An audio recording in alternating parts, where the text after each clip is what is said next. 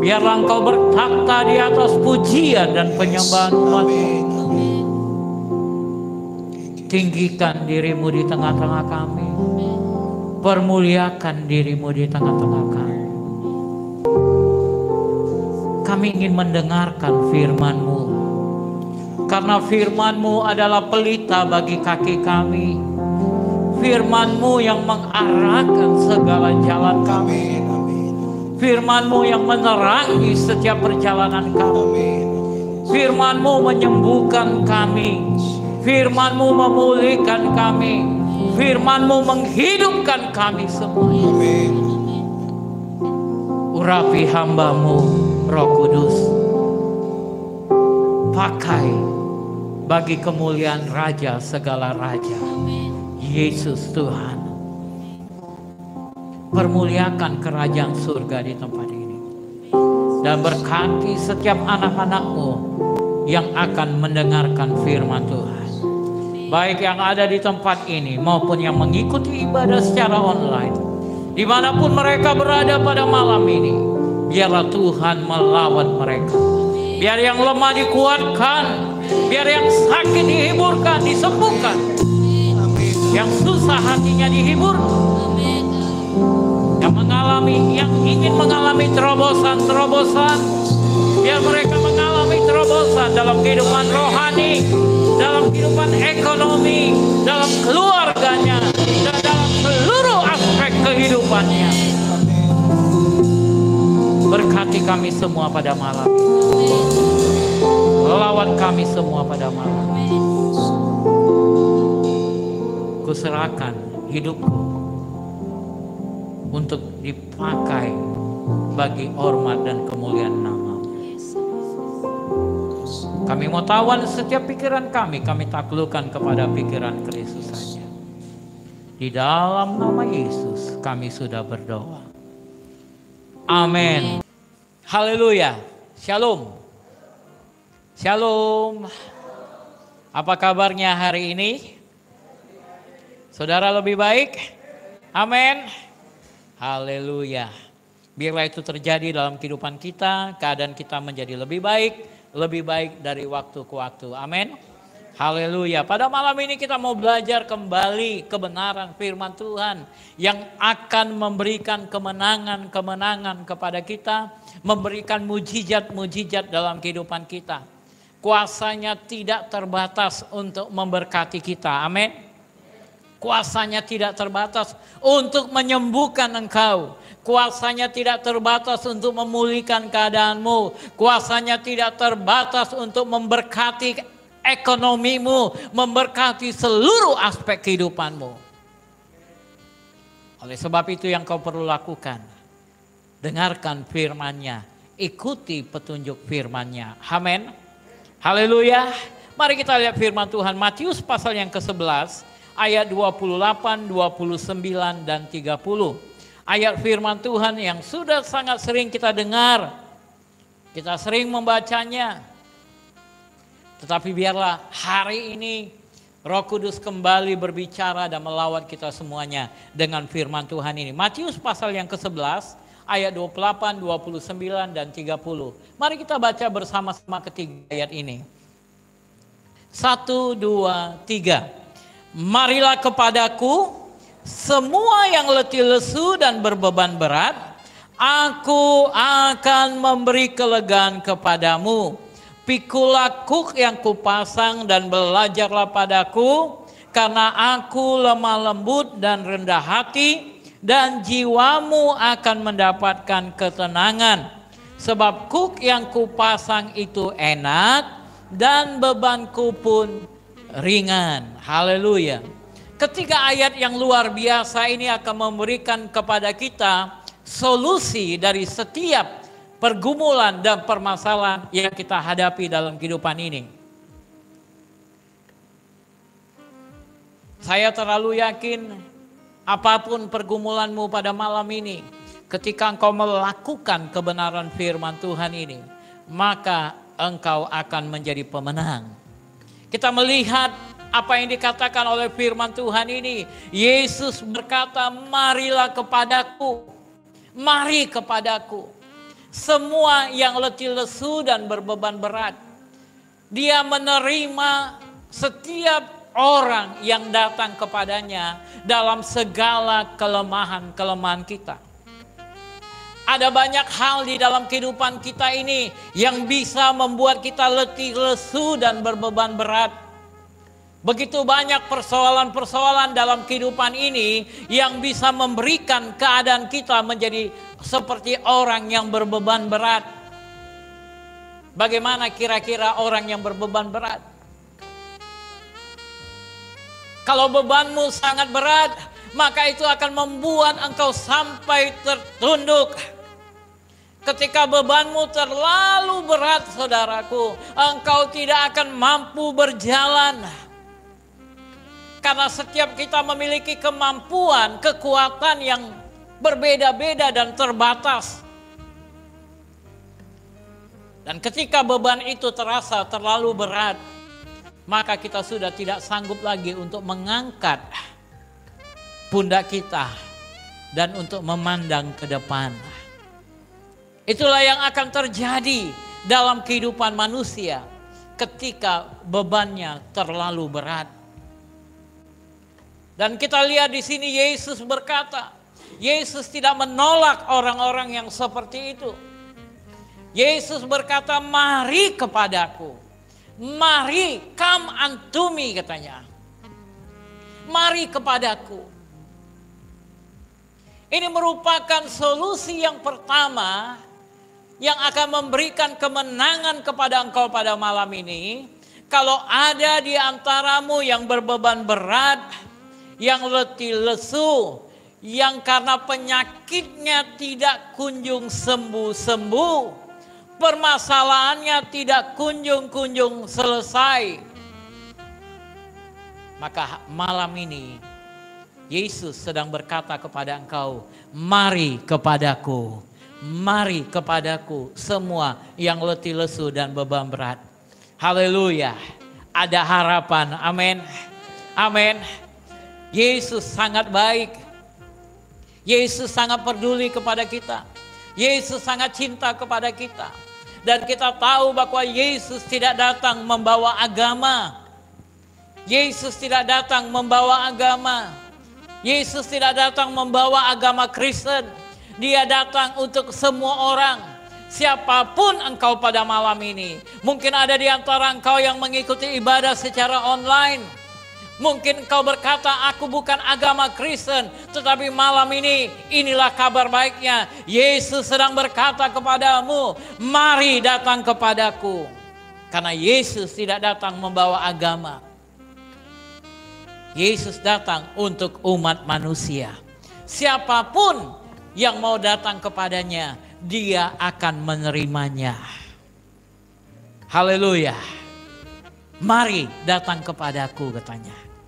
Bahkan kalau kita lihat di dalam terjemahan bahasa Inggris, dalam terjemahan The Message, pernah dengar? Ada kalau dalam bahasa Inggris itu banyak sekali terjemahannya. Coba ambil handphone. Di dalam terjemahan bahasa Inggris itu banyak sekali. Ada King James Version, ada NIV New International Version, ada American Standard, ada banyak sekali Alkitab terjemahan di dalam bahasa Inggris, Bapak Ibu. Tetapi salah satu terjemahan itu adalah apa yang disebut dengan The Message. Beginilah bunyi yang diterjemahkan dari bahasa aslinya oleh tim The Message. Dikatakan seperti ini. Are you tired, worn out, burned out on religion? Bayangkan, burn out on religion. Bahkan firman Tuhan katakan, sudah sampai seperti terbakar dalam agama. Karena kadang-kadang pelayanan-pelayanan kita dalam agama-agama akan membuat kita menjadi letih. Karena kita merasa aku sudah berbuat banyak ini dan berbuat itu. Aku tidak dihargai, aku tidak mendapatkan berkat yang pantas. Aku udah rajin sembahyang, aku udah rajin membaca firman Tuhan, tetapi aku tidak mendapatkan jawaban dalam doa dan pergumulan-pergumulanku. Itulah dikatakan di sini, burn out on religion. Haleluya. Are you tired? Are you worn out? Are you burned out on religion? Come to me. Get away with me and you will recover your life. Mari datang kepadaku. Mari ikut aku. Ayo bersama denganku. Maka engkau akan mendapatkan kelepasan, kelegaan atas kehidupanmu. Haleluya.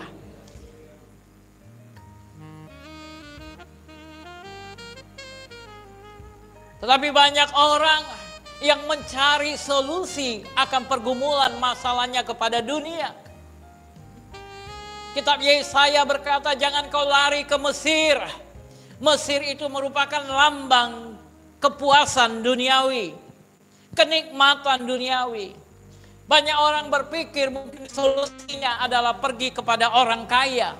Banyak orang berpikir mungkin solusinya adalah berada di negara yang kaya raya. Sehingga kita dengar banyak orang berangkat ke Amerika mencari solusi kehidupan. Tapi kenyataannya di sana juga mereka tidak mendapatkan terobosan akan kehidupannya. Begitu banyak orang mencari solusi-solusi hidupnya, tetapi mereka tidak menemukan karena mereka mencari di tempat yang salah. Haleluya. Mencari di tempat yang salah. Tetapi malam ini Yesus sedang berkata kepada kita, marilah datang kepadaku.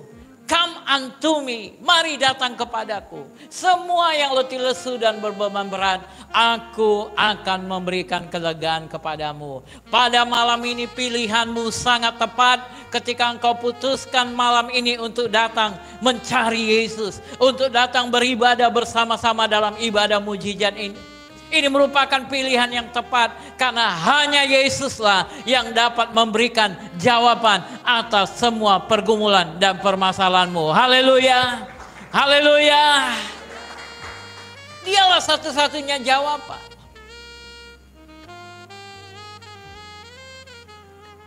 Dia satu-satunya jawaban. Dan sekali lagi saya mau ingatkan kepada kita semuanya bahwa Tuhanmu, Yesusmu, Dia tidak datang untuk membawa agama kepada dunia ini. Tetapi Dia ingin menegakkan kerajaannya di muka bumi. Bumi ini adalah miliknya. Bumi ini adalah kepunyaannya. Dia yang menciptakan langit dan bumi. Dan Dia ciptakan bumi ini dengan begitu sempurna, begitu baik. Dimulai dengan Taman Eden yang begitu baik. Dimulai dengan manusia Adam dan Hawa yang begitu luar biasa. Segambar dan serupa dengan Dia. Tapi apa yang terjadi? Manusia akhirnya memutuskan untuk memilih jalannya sendiri. Tuhan memberikan satu harta yang begitu istimewa kepada manusia. Dan harta itu adalah apa yang disebut dengan kehendak bebas. Free will. Dan kehendak bebas inilah yang memberkati kehidupan manusia. Dan kehendak bebas inilah yang juga menghancurkan kehidupan manusia.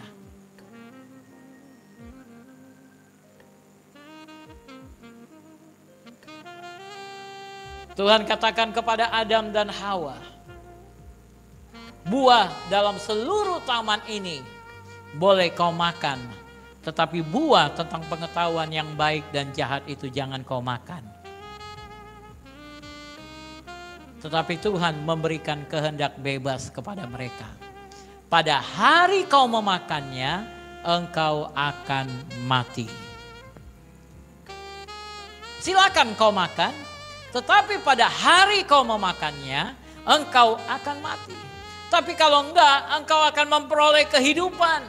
Ada kehendak bebas. Tuhan katakan, mari datang kepadaku. Tetapi kemudian di ayat yang ke-29 Tuhan katakan apa? Pikulah kuk yang kupasang dan belajarlah padaku.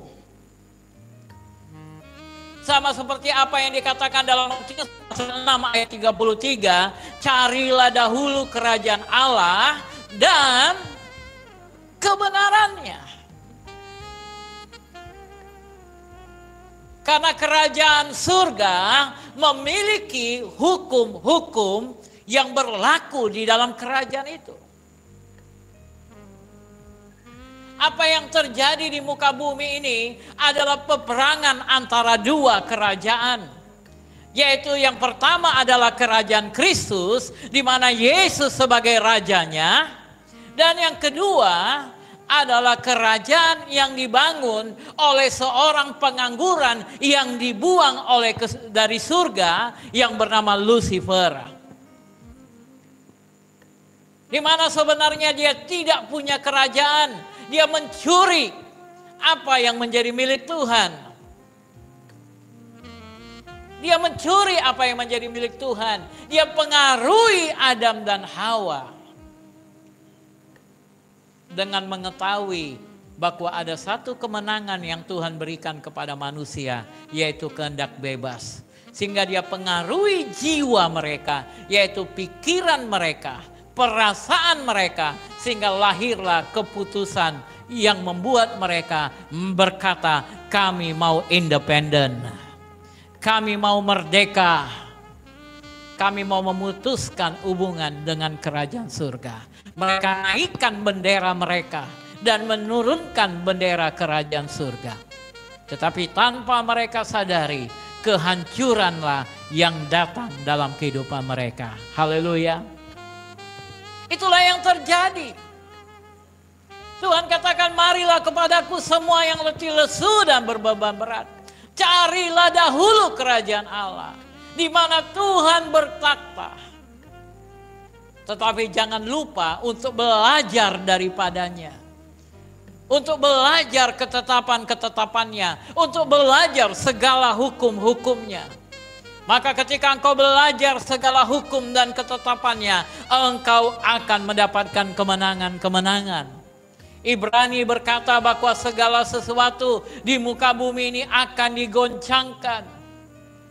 Maka tidak guna heran bahwa kita melihat bahwa keadaan di dalam dunia ini bukan semakin baik dan semakin baik.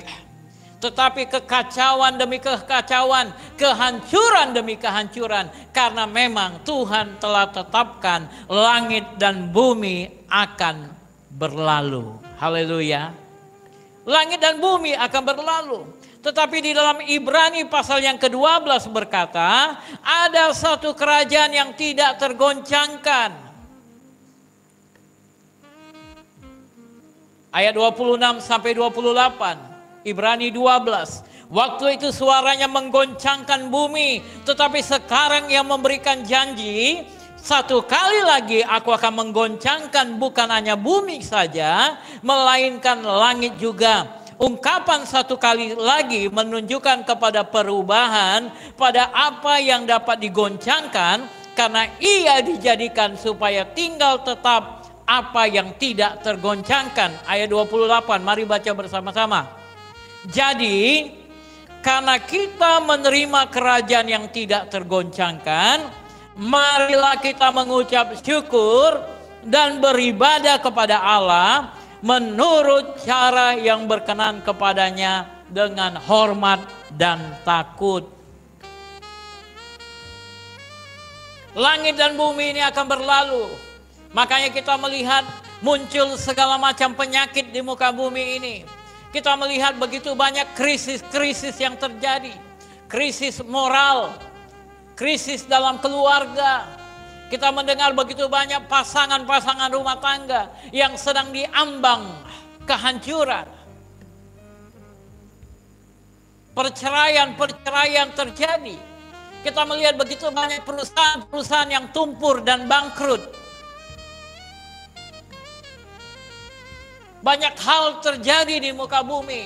Karena firman Tuhan katakan semua akan digoncangkan. Bukan hanya bumi saja, tetapi langit juga. Apa itu langit?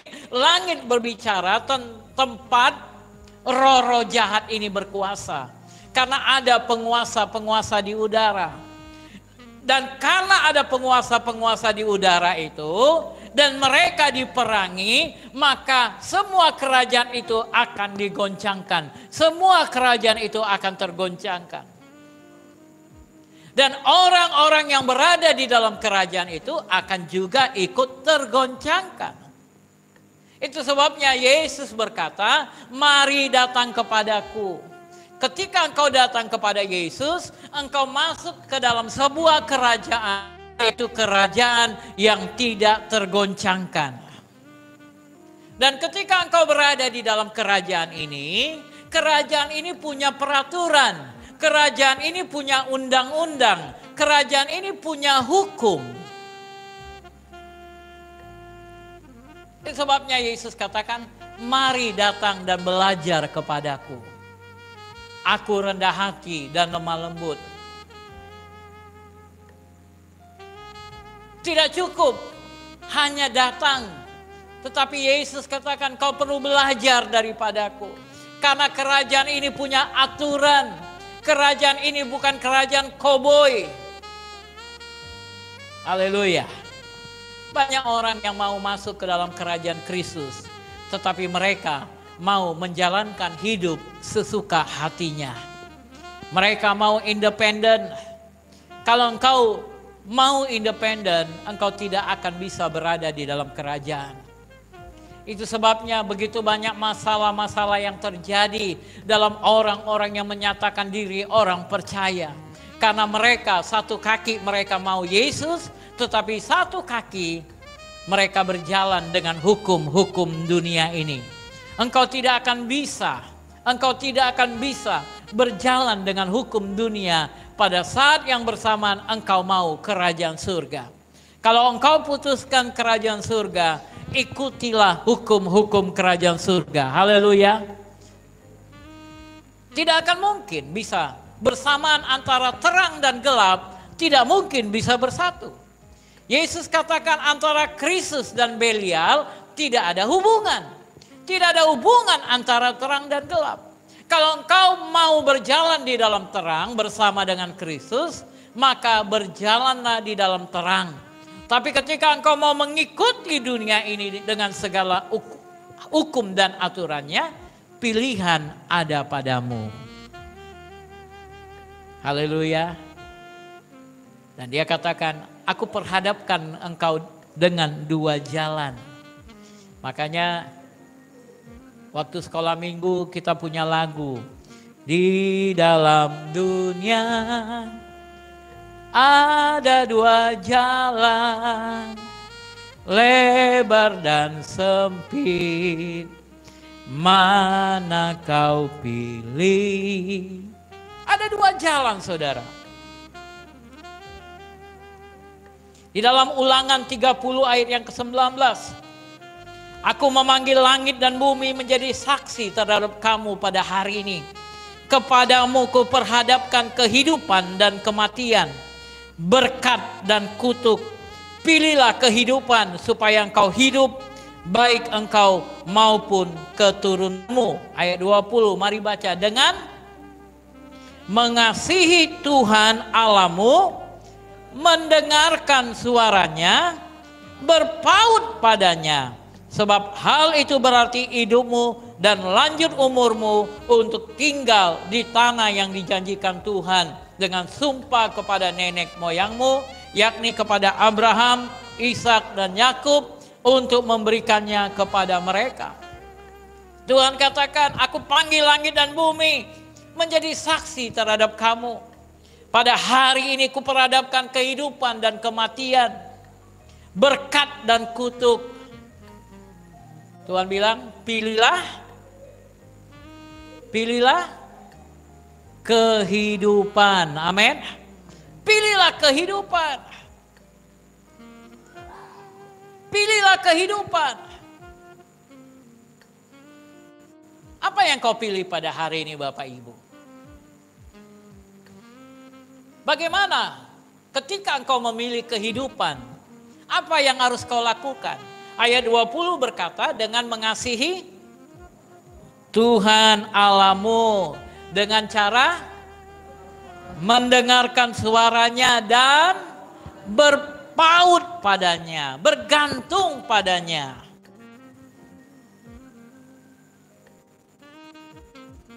Artinya kalau di dalam perjanjian baru, di dalam Yohanes pasal 15 ayat yang keempat, apa bunyinya?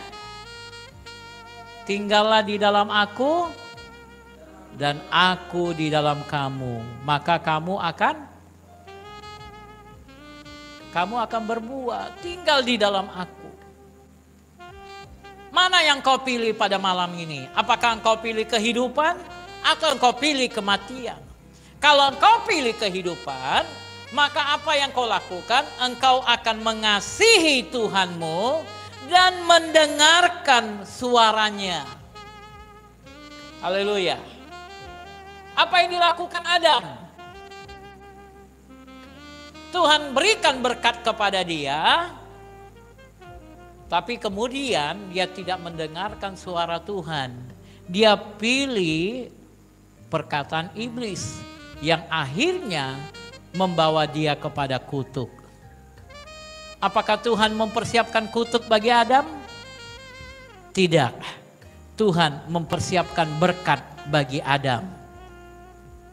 Tetapi Tuhan memberikan kehendak bebas kepada dia. Karena ada berkat, ada kutuk. Dan dia merasa dia mau independen. Dia tidak mau bergantung kepada Tuhan. Dia tidak mau mendengarkan suara Tuhannya. Apa yang terjadi? Seperti kata kitab Amsal, banyak orang menyangka jalannya lurus, tapi dia tidak tahu ujungnya menuju maut. Haleluya. Halo. Amin. Banyak orang berpikir jalannya lurus, tapi dia tidak sadar ujungnya menuju maut.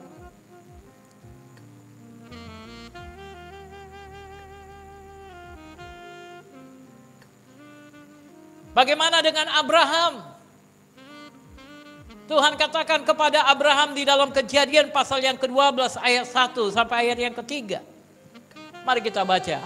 1, 2, 3. Berfirmanlah Tuhan kepada Abraham, pergilah dari negerimu dan dari sanak saudaramu dan dari rumah bapakmu ini ke negeri yang akan kutunjukkan kepadamu. Ayat 2. Aku akan membuat engkau menjadi bangsa yang besar dan memberikan engkau serta membuat namamu masyhur dan engkau akan menjadi berkat. Ayat 3. Aku akan memberkati orang-orang yang memberkati engkau dan mengutuk orang-orang yang mengutuk engkau. Dan olehmu semua kaum di muka bumi akan mendapat berkat. Ayat 4 apa katanya? Lalu pergilah Abram seperti yang difirmankan Tuhan. Dan apa yang terjadi kepada Abram? Abram sangat diberkati. Dia makin lama makin bertambah kaya, semakin kaya dan semakin kaya. Amin. Haleluya. Itu yang terjadi. Kenapa? Dia mendengarkan apa yang dikatakan oleh Tuhan.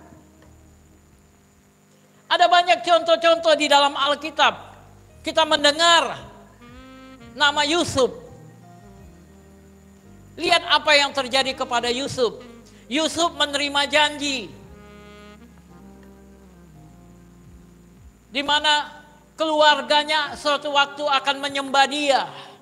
Semua orang akan mulai menyembah dia. Dia akan menjadi orang yang besar.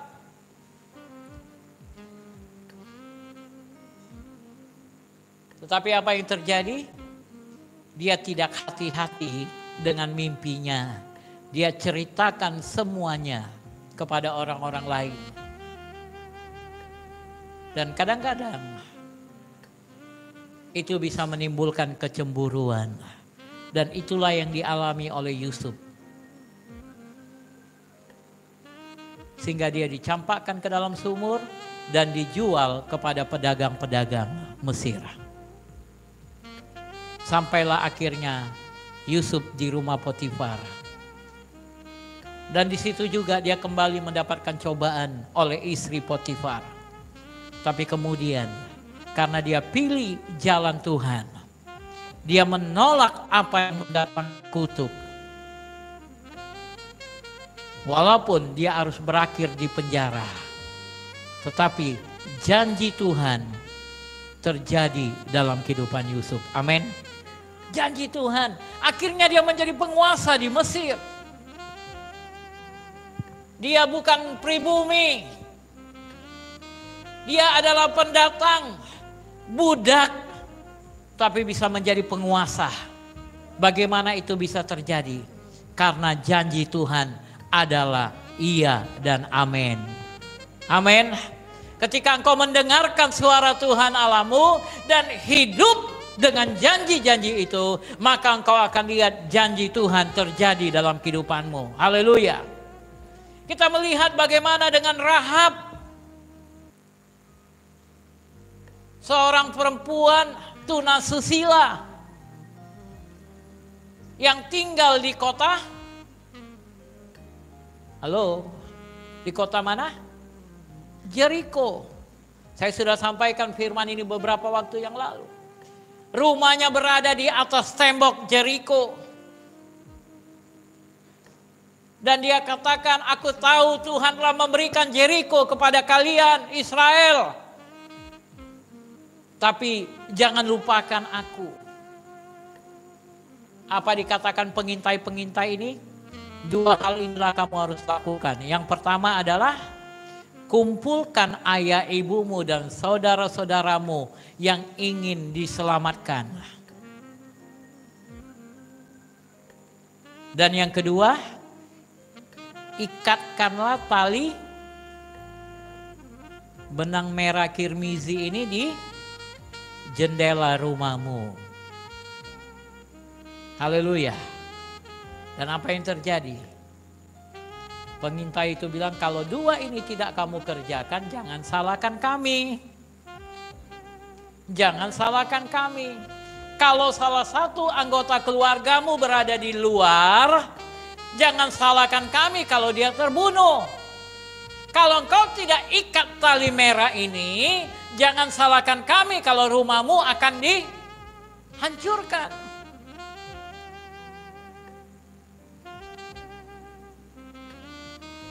Dan karena Rahab melakukan apa yang diperintahkan kepadanya, maka dia dan keluarganya diselamatkan.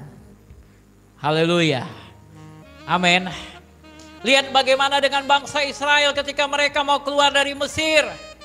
Tuhan katakan malam ini malaikat maut akan berjalan. Dan semua anak sulung, baik hewan juga, akan mati dibunuh. Tapi setiap rumah yang diberikan tanda darah di ambang pintu rumahnya, maka rumah itu akan selamat. Dan kita dengar apa yang terjadi? Ketika mereka melakukan apa yang difirman Tuhan, Tuhan memberikan kelepasan kepada mereka. Haleluya. Haleluya. Yesus katakan, mari datang kepadaku. Dan setelah itu Yesus katakan, belajarlah daripadaku. Tidak cukup hanya datang kepadanya, engkau juga perlu belajar daripadanya. Tuhan memberikan begitu banyak perintah-perintah, janji-janji yang akan memberi kemenangan-kemenangan hari depan yang penuh harapan kepada kita. Tetapi engkau perlu melakukan kebenaran-kebenaran ini. Itu sebabnya dia katakan, carilah dahulu kerajaan Allah dan kebenarannya, maka semuanya akan ditambahkan kepadamu. Amin. Haleluya. Lihat bagaimana dengan Hizkia. Hizkia sakit. Dan Tuhan bilang, waktunya kau akan mati. Tetapi Hizkia berdoa, Tuhan perpanjang usiaku. Di dalam Yesaya 37 berkata, Tuhan memperpanjang usia Hizkia. Berapa tahun? 15 tahun. Haleluya. Tapi kemudian apa yang terjadi? Hizkia mulai menyombongkan dirinya. Hizkia mulai membangga-banggakan kekayaan yang dimiliki kepada para raja-raja dan orang-orang yang ada di sekitar istananya. Semua barang-barang yang dia punya dia banggakan. Karena dia berpikir, nggak apa-apalah, yang penting aman di zamanku. Nggak apa-apa. Karena banyak orang tidak berpikir untuk generasi berikutnya. Untuk generasi berikutnya. Tuhan mau engkau memikirkan sampai kepada anak cucumu. Hizkia tidak memikirkan itu, sehingga apa yang terjadi? Dia mengalami kematian. Dan sesudah itu kerajaan itu terpecah, saudara. Keturunannya tidak menikmati segala berkat yang Tuhan berikan kepadanya. Begitu banyak orang-orang yang dulunya di kota Medan ini sangat hebat, sangat kaya raya. Di seluruh Indonesia, di belahan bumi ini, begitu banyak orang-orang yang dulunya kaya raya. Tetapi di mana mereka sekarang? Di mana anak cucunya? Tidak kedengaran lagi. Tidak kedengaran lagi kekayaan mereka. Karena kesalahan-kesalahan yang telah dilakukan oleh orang tuanya. Pada malam ini, dengarkan firman Tuhan. Lakukan firman Tuhan. Maka engkau akan lihat, engkau, anak, cucumu akan diberkati. Haleluya. Haleluya. Carilah dahulu kerajaan Allah dan kebenarannya. Dan kebenarannya. Banyak orang berdoa, Tuhan berikan aku terobosan ekonomi. Tapi dia tidak setia dalam memberikan apa yang Tuhan perintahkan kepadanya. Hal ini berulang-ulang saya sampaikan karena ini merupakan kunci kemenangan menghadapi masalah ekonomi, saudara. Banyak orang bergumul dalam ekonomi mereka. Karena mereka tidak melakukan apa yang Tuhan perintahkan. Sangat penting untuk melakukan perintah Tuhan. Tuhan bilang, berilah maka kamu akan ukuran yang kamu pakai akan diukurkan kembali kepadamu. Berikan perpuluhan.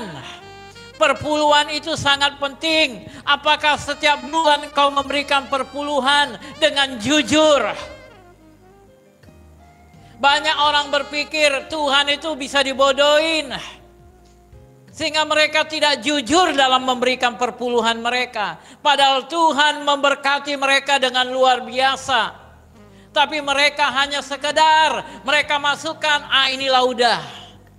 Mereka tidak jujur, akhirnya apa yang terjadi? Ngengat dan rayap memakan habis. Ada belalang pelahap, ada belalang pindahan, ada belalang pelompat, ada belalang perusak yang datang memakan hasil berkat yang Tuhan berikan.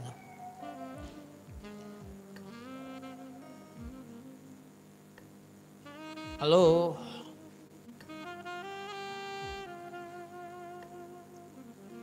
Mungkin kau berkata, aku berikan perpuluhan kok Pak. Coba periksa, jujur gak kau berikan? Apakah semua berkat yang Tuhan berikan kepadamu kau kembalikan 10%-nya? Jujur, periksa hatimu, periksa dirimu. Setiap bulan kumpulkan. Itu sebabnya perlu engkau membuat satu pembukuan.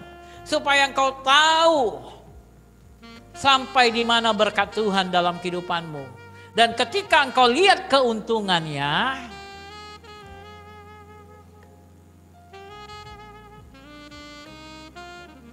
banyak orang berpikir mereka bisa membodohi Tuhan. Dia minta Tuhan memberkati usahanya, tapi dia buat seolah-olah dia bekerja. Sehingga dia pakai gaji. Tuhan kasih lebih daripada gaji, tapi untuk memberikan perpuluhan, dia buat seolah-olah dia pakai gaji. Sehingga dia setiap bulan seperti orang yang terima gaji. Padahal Tuhan memberikan dia lebih dari gaji. Lebih dari gaji. Tapi dia berpikir dia sudah jujur dan benar memberikan perpuluhan. Itu sebabnya banyak hal yang terjadi. Berkat itu dicuri. Berkat itu dicuri dan berkat itu dicuri. Banyak masalah, banyak pergumulan yang terjadi. Hati-hati saudara. Firman Tuhan sudah katakan dalam Maleakhi pasal 3 ayat yang ke-8. Dapatkah manusia menipu Tuhan, tetapi engkau menipu aku. engkau sudah dikutuk tapi masih menipu Tuhan. Hati-hati, carilah dahulu kerajaan Allah dan kebenarannya, maka semuanya akan ditambahkan kepadamu. Lakukan kebenaran-kebenaran firman Tuhan. Lakukan. Yesus katakan, marilah datang kepadaku semua yang letih lesu dan berbeban berat. Aku akan memberikan kelegaan kepadamu. Dan setelah itu dia katakan, pikul lakuk yang kupasang dan belajarlah daripadaku. Lakukan apa yang kuperintahkan kepadamu. Dia Bapa yang baik, saudara. Dia mengasihi engkau, dia mencintai engkau, dia peduli kepada engkau. Dia ingin kau memilih jalan yang benar. Amin. Amin. Dan ketika engkau pilih jalan yang benar, hidupmu akan diberkati. Sama seperti saya dengan anak saya, contoh Morris ini.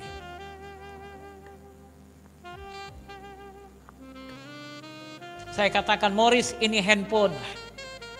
Pakai ini untuk kamu belajar. Tapi dia gunakan handphone ini untuk main games. Terus sepanjang waktu dia main games. Kira-kira apa yang bakal terjadi kepada dia?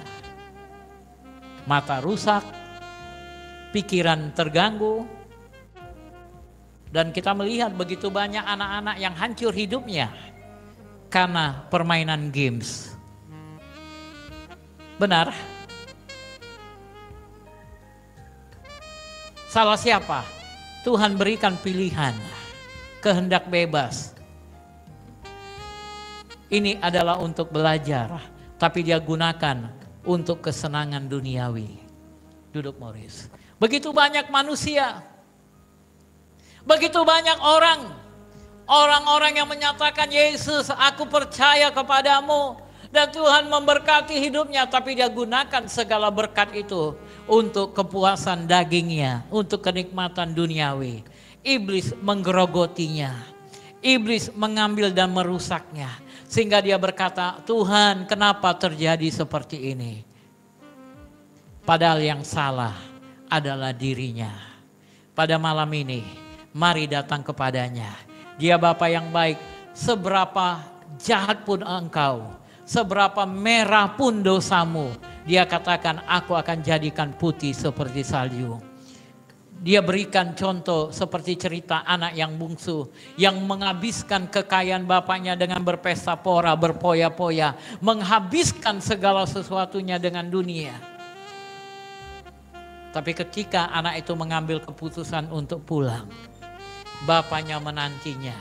Dan ketika bapak itu melihat dia di tempat yang jauh, bapaknya berlari mendapatkan dia dan memeluk dia. Seperti itu juga Bapamu di surga. Dia mengasihi engkau. Tidak peduli seberapa jahat, seberapa jauh engkau sudah tinggalkan dia. Tapi ketika engkau kembali kepadanya dan ingin memulai hidup yang baru, dia siap memulihkan keadaanmu. Dia panggil para pembantu-pembantunya. Dia katakan, berikan kepada dia pakaian yang terbaik. Berikan kepada dia cincin. Dipulihkan segala keadaannya. Tidak ada yang mustahil bagi orang-orang yang percaya. Ketika engkau kembali kepada dia, dia akan pulihkan keadaanmu. Walaupun mungkin kau menjadi sakit karena dosa-dosamu. Tapi ketika engkau datang kembali kepada dia, dia akan memulihkan keadaanmu. Dia akan menyembuhkan segala sakit. Pada malam ini apa yang menjadi pergumulanmu, apa yang menjadi masalahmu, mari datang kepada dia. Panggil dia, maka dia akan menyembuhkan engkau. Saya mendengar begitu banyak kesaksian, walaupun orang-orang mendengar dari online, melalui Facebook, melalui YouTube, tapi ketika mereka datang kepada Yesus dan meresponi kebenaran firman Tuhan, saya mendengar kesaksian bagaimana Tuhan menyembuhkan mereka di tempat tidur rumah sakit itu. Bagaimana Tuhan menyembuhkan keadaan mereka. Saya mendengar kabar bagaimana Tuhan memulihkan usaha-usaha yang sudah bangkrut. Tuhan berkati kembali. Dan kalau itu Tuhan kerjakan kepada orang-orang itu, maka pada malam ini Tuhan juga bisa kerjakan itu kepadamu. Mari datang kepadanya. Mari bangkit berdiri. dan angkat tanganmu kepada dia. Panggil dia, datang kepadanya.